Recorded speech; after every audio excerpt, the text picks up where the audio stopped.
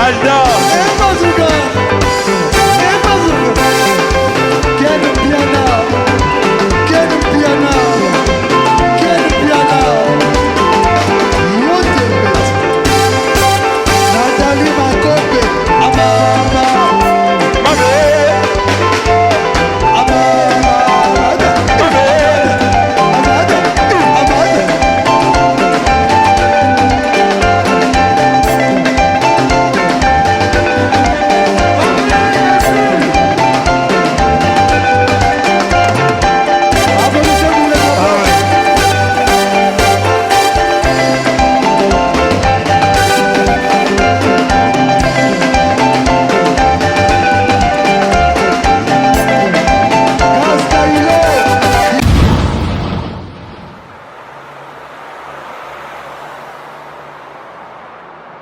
Pulsar 9.1 dans la maison comme jamais. Retrouvez-moi sur Fimbuna Film avec Ken Piana pour tous les événements. Si vous voulez un bon kata avec de bonnes images, contactez Fimbuna Film avec Ken Piana. Si vous voulez des bons matériels avec des bonnes images, contactez Fimbuna Film avec Ken Piana.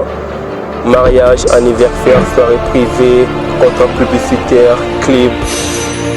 Pour tout ce qui est caméraman, contactez Fimbuna Film avec Ken Piana. Et moi pour me retrouver c'est Pulsar 9.1 sur tous les réseaux sociaux. Et sur YouTube c'est Pulsar 9.1 pour retrouver tous mes clips. Et pour les restes des réseaux sociaux c'est... Voilà, bonjour à mes internautes, même sur Film pour de Ken Penapito Palais.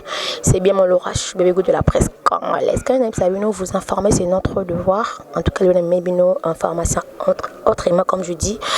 Donc, l'autre bête à ma solo et actualité. Tu bête à ma solo, il y a ma camé belé. Aux oleka na médias, na biso, pardon, les oleka pardon, na musique, na biso congolaise. En tout cas, très chers internautes, je reçois pour vous Miel Lisson. Après avoir que l'on a une musique à maison mère. Donc, c'est ma première fois d'attendre un micro avant de parler. Et tout bête à ma solo album naïe, comment ça se marche.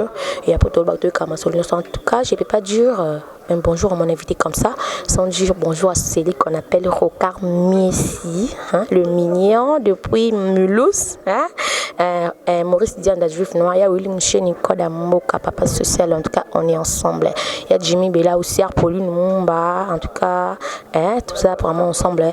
Sans oublier les grands producteurs Patrick Mayang, en tout cas, merci à vous. Soya, Kaouma, ma copine privée personnelle, donc, bien ta kangue, internet, Mikolo, na, en tout cas, déjà, Miel Lisson, bonjour. Oui, bonjour. Bonne santé. Oui, ça va très bien. Alors, Miel Lisson, Nazio Soulelo, Naïba Nazor, une fois, c'était à la Zamba Playa, mais vu que de par Nayo, c'est ma première fois à Ozosus. En tout cas, merci déjà d'accepter l'invitation. Oui, de rien. Donc, j'ai toujours eu le respect avec la presse. Et puis voilà, donc, pourquoi pas au Beninga Moni Nakati Boulot. En même temps, parce que pour nous solo là, parce que les solos ils allaient m'habiter. Parce que mituna ozo tunanga c'est que zana na batu au bazan a besoin qu'on yoka ba réponse. Donc oui que ça simple. Mobumbu nabino quoi, nabino naba fanatique naba amoureux à bonne musique et puis bato balinga biso en particulier en privé quoi. En tout cas, très gentil de ta part. Miel Lisson, après savoir que c'est produire, c'était Idiofa, non? Où tu vas produire un Idiofa, c'est tout parti. Et d'ailleurs, pour quel beat? C'est ça qui est le 30 juin. Ouais, on avait dit les 30 juin, on avait dit les 1er juillet dans le stade, on avait dit le 3 juillet dans la salle Moussouka à la place. Bon, le 3 ils allaient concert moi donc. Tout à 16h. Donc, conseil mon bail à 14h, non, il faut bêta, non, bêta, faut bêta quand mes publicités, balobi tout est banini, les 30 coups dans les premiers bail qui est miel de soins zoya. Mais non, bail déjà que vous avez un terrain, faut bêta. À ma grande étonnement, na kiti boy 18h dans la salle, na talaboué plein à craquer dans le big no bon. Ni n'est prophète chez soi, mais quand même si tu deviens prophète chez toi, donc c'est que vous avez descendants. On comprend des psychos qui descendance, ils ont vraiment un macambo solo. tout cas, tu as raison. Parce que moi-même, je me posais des questions. Mon copine affiche non, c'était pour 2 productions. Mais tout le monde a sous production. Et ça, c'est reproduit pour la 3e fois. Un grand plaisir. C'est pourquoi je te dis que nul n'est prophète chez soi. Mais si tu deviens prophète chez toi, sache bien que tu es un descendant, un vrai descendant. Donc voilà. Descendant, soit on va appeler ça n'importe qui. Alors pourquoi c'est mon choix avec Diofa? Parce que aux le village d'origine, parce que na début il y a carrière en solo, tout le monde qui maman que c'est produit. Pourquoi pas banda qui on a à place Makambi? Parce que na beta a trop. Beta a trop aya ozana wengine. Na beta a trop. Donc miel de son ba mona miel de son na podium na Kinshasa mbale belé. Ba mona miel de son na ba podium na Zénith, ba mona miel de son. Ba mona ngai mbale belé na nani. Siko bango nde siko ezaki promesse o ngana sala ke no concert na ngai liboso. Funa betango na ville natale na ngai. Na ko vanda na calculer atanga ketie. Sona lobi ke na beti déjà titre mo ya préambule les autres baluka déjà ba moni ke no za succès à titre parce que titre tout ya préambule ça la succès. Oui vous ratez ça. Mais ngana za descendant banzembo tabule yoka ngote banzembo kinkesero yoka ate ya weransono yoka ate ya redia miso yoka ate banzembo pepe ndombe yoka ngote ah mais siko nga siko descendant na bango yanga iratende wa descendant ya bata ya bandu c'est ça ngana za descendant ya ba grand wana donc ngana za enfant adoptif ya papa wemba adopta kinga donc ya za mutetele mais adoptenga donc il y a cadre de descendance ya musique donc on a za descendant avec beaucoup le penakati siko yoka banzembo na yete. Alors parlons déjà de préambule, ils ont album ou maxi single? Ils ont album préambule donc album où il y a 10 titres mais ils ont un risque moi comme 11 12 parce que bah demande déjà tellement trop donc ceux qui n'a commis na envie à satisfaire tout le monde peut-être quoi comme ça on a 12 titres mais donc je veux que ça soit seulement 10 titres né ka vision zalaki. Tozabani nani na kati banjembo générique. Ah biloko ezebele na kati fu batu babina, fu batu bayemba, fu batu ba raisonner. Comme en tout cas na yambi musicien d'être un bon chanteur comme Miel du Sang. Nalinga funa za ba morceau et ça la ngabeko tout mon morceau il y a préambule. Ah morceau préambule. Ah na kino keno apina habité na préambule. Prévisionner car parce que vous êtes déjà un grand chanteur to yebi déjà depuis bas. Zela bolingo etonda ba zigzag ba courbure bifurcation ba montagne na érosion. Fais-moi monter au bord de la voiture ya bolingo. Motoka tisa dibuza ya maindo meo me. Masolo sali yo eza na ngoma motamba maponini olingi obakisanga. En tout cas, vraiment, donc, c'est la préambule. Donc, ma beaucoup de fonds, parce que toi, presse, et tout le monde déjà mis ça, ça pas, habitué non, à ça la carrière, on est ensemble. Moi, toi, si la minonio sona monoko, ce qui va passer mon coup à mazé, attends, est capable de beaucoup tard, c'est qu'à fiba ta fiba chérie. Voilà. Moi,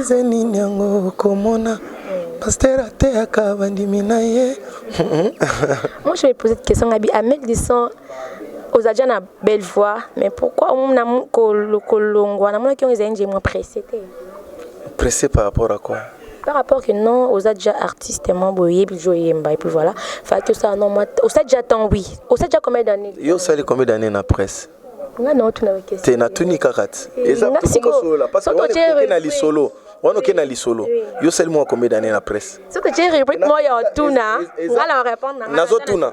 O répondre na yo. Na répondre mais na lobby na tuni kaka. O sali combien de temps na? Moi temps belé déjà. Moi temps belé déjà. Donc mon teke aux apprécier o ya o sali émission nanga. Tu n'as pas pressé pour mater, mais parce que toi, on a besoin d'actualité. Pourquoi Miel de Sang a quitté? Tu as besoin de savoir au miel la il y a une réponse. En tout cas, abonnez-vous massivement à la film qui est moi Hollande. En tout cas, bisous à Pito Palais, donc on n'a pas le choix. Donc moi je fais que mon travail. Hein? Alors Miel de Sang, Nazo Nganayo. Pito Palais, Ken Piana. Ah, Pito Palais, ouais. Maintenant. ngai bino nyonso moni naba ene na bino naba vie wana banda naba vie kibambi ba vie na nga bazakari bango nyonso donc presse mobimba bazalaka batu na ngai parce que na presse au monde ngate na ye na nene na bandi polémique na bato presse on comprend yango no mona pe presse respectaka nga parce que na yebi eza recommandation na ye atindi que no kende ko luka miel peut-être nga na ko benge bo miel ka tane na zo memelega na ndenga polémique yo kende o luka e bani donc on se comprend na yebi na ngai ya après c'est mbote place azali ken piana musala kitoko na moni ba caméra cher ezo mona na que non ça va quoi en plus na ba caméraman na ba bogar bo e bani nga kuna bando ka tane ti musicien e sala test mais en tout cas ken piana voilà quoi. Mais mille disons que Kokotawa, na kasa qui en concert parce que na moni ba musicien nuance ba tout en jaune. Hein, Olandi ka idée à papa. Tu les a que wana eza notion à propriété. On comprend notion à propriété. Notion à propriété. Les notion à propriété. Mais tel père tel fils. Ce que lingna na sani. Nala na papa ambino. Fana na papa ambisut. Na yebi mamba père na bino te na yebi ga wa père na biso donc voilà wana ko toya ba question mo eza ba faux débat ya vraiment faux débat ezaka juste constant na sali ndi yango vraiment na bi que non na tout na yo parce que na moni bango nyos baza en uniforme en jaune ya on a ki na tout na yo alors me disant auto beta na idiofa awa na kin c'est pour quand concert déjà baluka été sigambunde zo beta tango ko beta ba oyoka donc Kini eza ya biso tu mais mutu na mutu azana fief na ye on comprend mais kini eza ya biso nyonso kini eza ya mutu tu eza capital mais muna mutu azana fief na ye solo bige no fief na ngeza Kinshasa chaliba na Vélodrome biso pe toko cha na tata Raphaël ndenge na zolo bana to betit bolobi bo ça va dimanche date tel totali siko force ya Vélodrome na force pe tata Raphaël. Et là, on a en tout cas, non, yoko boye, on dirait au bangati, parce que dans le marché, en tout cas, la température est élevée. On a album, ma musicien est belé, au bozala, on a bango, puis bozana, bango, t'es battu dans le marché. Mais au cause moi, au bangati, que ça, mon album. C'est un bangati. On a Mbora Misara. La double réponse. Ça, c'est Mbora Misara qui vous parle. Maintenant, c'est Mbora Misara qui vous parle. Il n'a jamais eu peur. Vous comprendre? Lala na kati ya zamba o ezaki non donc ba nyama ya kanda modèle na modèle Mbora Misara. Vous comprendre? O ezaki non nguma soira eti Mbora Misara. Vous comprendre? O azaki non atsoignera ba maladie miel de son, c'est du miel qui te parle. Alors ko banga eza ya bisoti. Parce que mutu aza déjà que non parce que ceux qui au chillinga esprit ya ko banga wana ezaki olingo zongi sangai nazonga susuni nazonga kedien la miel wana zongi ya palais wana eza ba 6e primaire première CO deuxième wana zo banga mamusu ya vie mena mitso yo Mbora Misara abeta tolo teka mu Congo.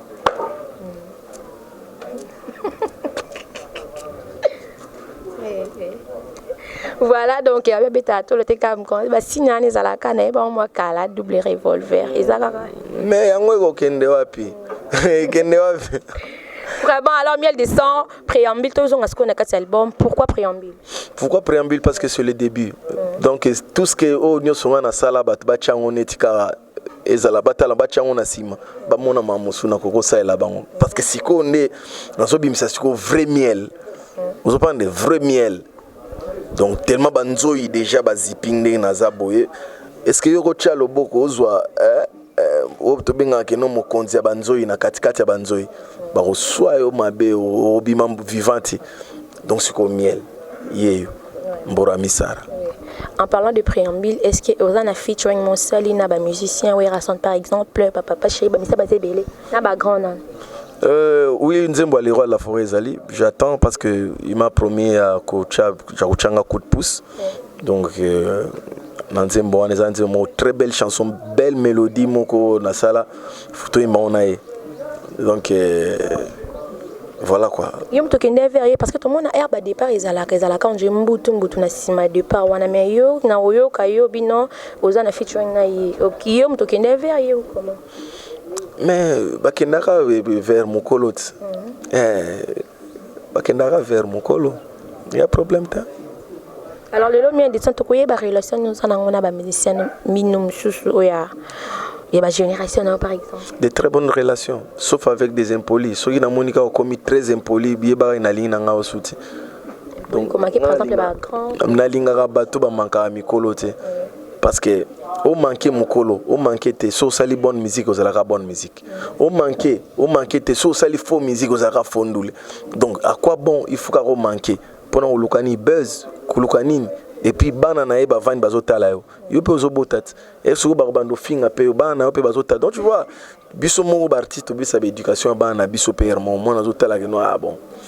Tu vois donc c'est ça que moi je veux pas. Donc voilà, des très bonnes relations avec tout le monde. Voilà. Des très bonnes mais relations. Mais le cœur de l'homme, hein, il faut aussi sache bien que le cœur de l'homme a été toujours compliqué. Je ne peux pas dire que Bango pe bazaka na ba bonne relation nanga e na habité mutum so uzalaka avanda na e tema monika kino ah mais lo na ndenge nini akangeli nanga pe akana. Na tala ba masa nanga musu na ba intervention na bango. Donc bazo sala ba biloko mo bozo mona ka kino mais bon, je peux pas répondre, je peux pas aussi que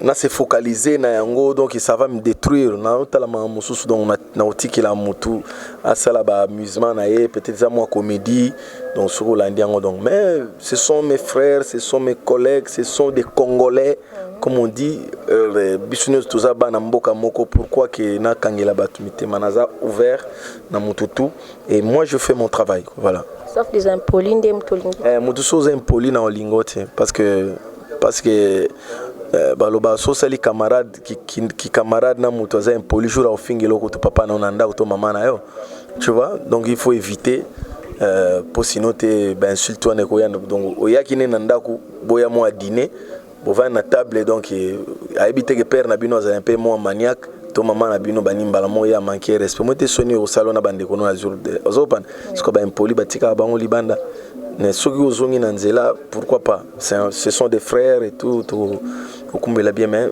l'impolitesse c'est quelque chose que moi j'aime pas vraiment l'impolitesse on y met là mais avant na chite vu que aux qui nous répéter de coup de moment le répéter na instrument avant na programme en mouvement et puis na mode la fin na parnayo mais lelo presque na biso comme presque tout est musique na biso kabane na deka kabane na deka et qui koto ouais Rafali et puis Kofi koto kuna to monifere papa chéri et puis Irtiwata, mais miel du son idée wana il y a presque n'est partagé tant que yo aux musiciens chanteurs na kati mboka tu fais une part ou apporter un plus na musique na biso idée wana est-ce que ça bien distraction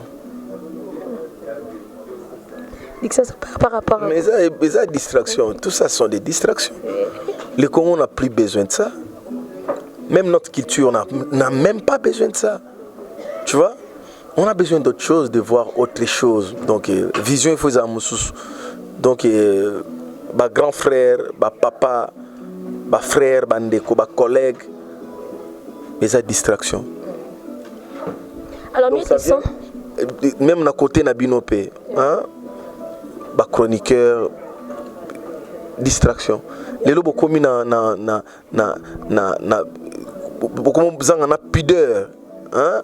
Vous parlez sans pudeur, donc so zui ata maman mutu zo détaillé neti vraiment aux amobali ya maman ngwana donc au mona nzoto nae. Tu vois, donc ça fait trop mal. Ça fait trop mal. Donc to finga na musique. To finga obise pe na moni faux chanteur voix ezika. Ba bongsele ba moi ba voix ba ni so ke bo studio ani kwa maramabe. Et ce que panga wana ndesi ko muto vanda pe boye pe yepe kutu ye kutu na lekina nzembo na ngai leki to kene mambo na nzembo na ngai ni na ngai album na ngana betaki boy na boy mais matakende to endingi zala ba délire mususu eza ebele ke wana bongana na nga partante na mambo na eza la gauche eza la droite ngana za libéral uzopane eza la gauche eza la droite ngana za wana naza Kimvuka. Unité. Et ça message oyo papa wemba van kufa alobakango. Unité. Donc atika biso na message wana. Nga en tant que descendant funa zwaka maloba wana unité parce que papa tabule pe atikala olobango viking kester pe alobango kimvuka hein nazwi ba chanteur na chia bon ndenga kimvuka bazo beta chana ndenga kimvuka parce que yeba ki quoi importance il y a unité il y a groupe donc tu faut la place moko yango no moni que ba difficulté zo ya ebele na mamuna biso na musique toujours quoi ko vendre na table était autour d'une table et tout discuter en gros pour l'avancement de la musique. Donc pour moi sont de n'importe quoi ba makamoko ya ko salate presse na ba musicien musu ba kena presse na ba koto ba musicien musu na presse na ba koto bon après et aboutir biso na nini et pesi mbuma nini et boti nini et pesi nini na Congo na caisse ya l'état congolais kotisi combien malgré bon on a biso ngo pesa la koti ata na ba ministère ngo ya ba nini wana bon ba mission ba roni ko makali kambuti mais siko ba koti combien na ba conflit wana ba divergence wana et koti c'est l'autre donc to beta musique on est à distraction en tout cas to beta musique mais en tout cas c'est un très bon message to chité na biso miel du son programme en mouvement et puis remerciement dernier message ba tout palinga bonne musique. Ouais, en tout cas encore une fois merci na batutu ba rozwatan Rolanda biso ba bazozwa 2 3 4 5 minutes firmer matoto le président firmer donc na yebi ke ozana Paris contrôler ka fan club ya Europe ningo zo contrôler ngo wana Junior Loboko yo peut contrôler ka département ndenge zali en tout cas na moni vraiment mambo zo kende bien Karel Bilombo fashion antidote de ba forme hein donc cerveau moteur contrôler comment nous contrôler mon frère on a dit que chargé d'opération Kadhafi Lubaki master nangai na oki voit na musika à comprendre que ozali mais ça oki ba ko kabisoti ya bisoza nzambe au monument na Lubaki donc pourquoi pas officier bang bang bang bang Patrick Pati Bilombo mais c'est homme cinéma. Donc, mouvement Nabino, les abeilles, tous en studio, tous en les banjos quoi. Donc parce que moi je suis miel. Donc mukolo komo ndengai, na mukolo babeille. Vous comprendre? Donc tous en studio, tous travaillé pour un album préambule et puis Kalaté, tous elaka programme n'habité protocole ngai a opesa ngai Daniel Mwantot parce que déjà na programme moko ya Matadi ils en a fin du mois ils a fin du mois ils a déjà confirmé donc tous les cas ko finaliser et puis surtout longwe Matadi tozongi kin total ici ko Lubumbashi to beti Katanga Lubumbashi Kolwezi tozongi après on a ndé to ko tala soki to ko lancer loko mo promotion to tarande to saobe to provoquer le mot ya Kinshasa ba kermes pese belé na kin o déjà bazo solliciter na loba ki non to bandana na moi ba libanda ba province après so to zongi to vandi siko na kin poto kende siko na mambo ya kin ko beta siko ndenge bato akini biso nyonso to lingaka to beta quoi. To beta quoi na chité mais non qui opesi ba programme ke bo bima trop mais yo album neza na marché tema oza déjà na ba production ozo gangela ngote pourquoi papa tout mona que non asali pina avant album eza na marché tema ganga yo ganga te pourquoi te soto ganga te to ganga te on travaille en douceur mais on frappe dur. Je peux pas, ça c'est pas ma façon de crier. Namni na buki stadia ya idio fana so mutu musu namni to akola tatali ngwanda bandi go tambola et puis abandi go finga na batu banini komi beta tolo minga na betika mu Kongo tande tuzo kende tuzo beta sous plein na Matadi bolinga te.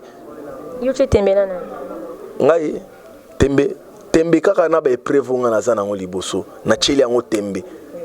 Ngana na tembe teke yo na tembe na kinga na tembe na mutu te ngana mbora misara na mbora misara ngana descenda nyonso ngana osana na vie na ngai fo simba mowe orateza te tozana yo ka micro oyo na ebite so ebo changer pour na mo bo chidi ya papier oya ozonga susu donc akasi fimbu na fimbu ngwana zo beta ba fimbu zo mona te ba stade ngwana siko tozo préparer Tata Raphaël. D'autres outils banani on a tout préparé sur Tata Raphaël. Voilà. Ok, encore merci à toi, Mélisson. C'est la première fois que depuis le Wenge. Mais un grand merci pour toi. Vous avez un respect pour ce nombre qui ont déjà avant.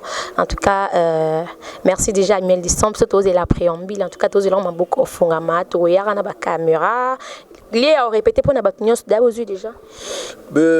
Pour l'instant, tellement de gens chance à Rosana, mon espace, mon donc pourquoi pas tout travailler parce que tout ça en cheval studio na kati libanda répétition hermoso ili kambozali faut que studio rapide nazo travailler na besoin que ndengo zoloba na komila kisa soki nini ba mona kaka pété ba moni image bo ba comprendre que il y a du travail mais ba siège ezali déjà je crois directeur il y a relations publiques et Thierry Mobembo akendaki déjà côté à national suite tokozwa mon côté ya Wileri donc batalaka bana côté na commune Kinshasa commune ya Lingwala ba leli kaka miel na ya côté kuna mais bana matongi ka savu bopé ba leli pe ba bango ba mi bimisi talaka bien abiso zanini keno fanatique ba mi bimisi place na bango na fani bo to négocier place mon il faut répéter ça fait énormément plaisir en tout cas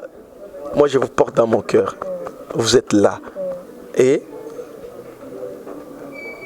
n'a pas hésité c'est pas fanatique que je vous aime. Ouais, voilà. En tout cas, merci beaucoup, il vous aime déjà. En tout cas, message capté. Donc, surtout on a besoin d'artistes au yoba le batroté parce que babi ko le batron banga passe. Donc, yo er au vanjo banjo le ba. Bétan de musique n'est pas confirmé. En tout cas, merci déjà.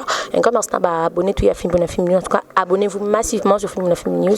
En tout cas, tous qui n'a ma caméra avec Chris Koluvandi, David Tentiro comme non yo kale frère Jambo et ça. J'ai l'andou pour l'assistance à Sukaso Yakaou maman père madame ma copine. En tout cas, on est là. Donc, tout ça comme ça. Moi, je n'ai pas le choix de nous quitter partout. Et c'est maintenant qu'il y a elle, on a été à la raka, tout le monde tricage. En tout cas, un grand merci à Rokar Miezi le mignon. Depuis Milouz, Maurice Diane Juif Noya, où il y a une chaîne code d'amour, papa social. En tout cas, on est ensemble. C'est pour nous, ma sœur Angèle Makizembe. En tout cas, abonnez-vous massivement. Abonnez-vous à Film Bonafingou. Merci. La confiance au beau Pessanga. Merci à Bapet. Parce que dernièrement, l'émission, on a fait le bon parce que il y a une émission où tu as vraiment vie belé dans le bango. Dernièrement, émission où tu as dit que non, Laura, habillement, non, moi je passe sur la tanière, tu as rendu Naza. Donc, on a choisi de faire la tanière. Mais il y a qui bino non, ils ont la soutien. En tout cas, tu as maman, baby, maman, Lili, et puis voilà. Naza, on a pour Nabino. En tout cas, merci déjà. Je vous retrouve prochainement avec un nouveau numéro. Avec même plaisir. Bisous et bye bye.